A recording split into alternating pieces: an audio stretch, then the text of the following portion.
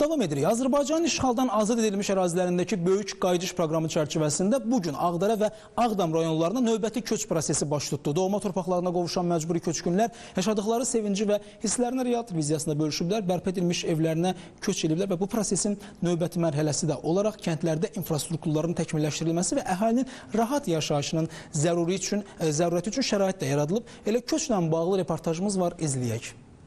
Bugünkü günə heç vaxtı inanmazdıq ki, bugünkü gün məsələn biz torpaqlarımıza qayıdardıq.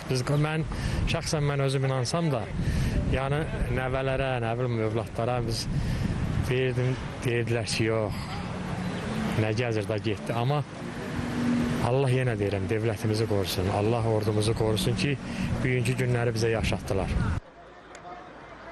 Mahir Cabbarovun ailəsi kimi bir çox keçmiş məcburi köçkünlər bu günü öz xəyallarında yaşayırdılar. Amma onlar artıq doğma torpağa qayıdış sevincini real olaraq yaşadılar.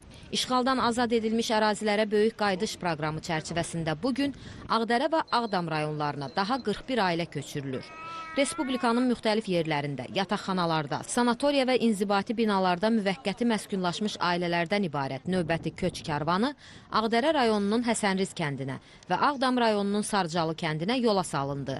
Köçən ailələri Tərtər şəhərindəki Bayraq meydanından qaçqınların və məcburi köçkünlərin işləri üzrə Dövlət Komitəsinin və Tərtər rayon icra hakimiyyətinin nümayəndələri yola saldılar. Bu mərhələdə 40 ailə, 146 nəfər Həsənrizə, bir ailə, 4 nəfər isə Sarıcalıya köçürülür. Doğma yurdlarına qayıdan sakinlər öz sevinç hisslərini bizimlə bölüşdülər. Yevlax rayon Salahlı kəndində bu neçə ildir məskunlaşmışam. İndi öz doğma torpağıma gedirəm. Allah birinci şəhidlərimizə rəhmət eləsin. Qazilərin onlara baş əyirəm. Ondan sonra öz doğma torpağımızı neçə ildir həsrətlə gözləmişəm. Prezidentimizə kömək olsun, o bizim başımızın üstə yaxşı dayandı. Öz nəvələrimlə 5 nəfərlə gedirəm. Mən o Həsənrizə könüllü niyə gedirəm? Bizim orada şəhidimiz olub. Çox şəhidimiz olubdur. Amma şəhidimizi 30 il, 33 il gəzmişik. Rəhimova Əhliyyət Şahbazoğlu. Ağdərə rayon Kərəm sakiniyik. Həsəniz kəndindən, Ağdərənin Həsəniz kəndindən bizə ev verilib. İnşallah gedib orada heyvandarlıqla öz təsərrüfatımızı böyüdək. Hamı dolanışığı yaxşı olsun, biz də onun içində. Allah bizim ordunu qorusun. Allah can sağlığı versin.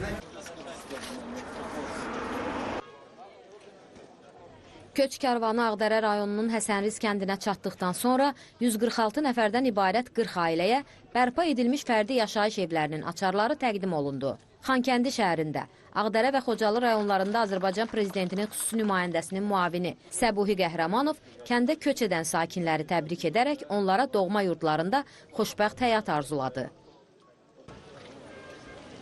Burada bizə dövlət tərəfindən evlə təmin olunmağımıza fəxr edirik ailəlikən və arzu edirəm ki, yəni bu günlər olmayanlara da qismət olsun.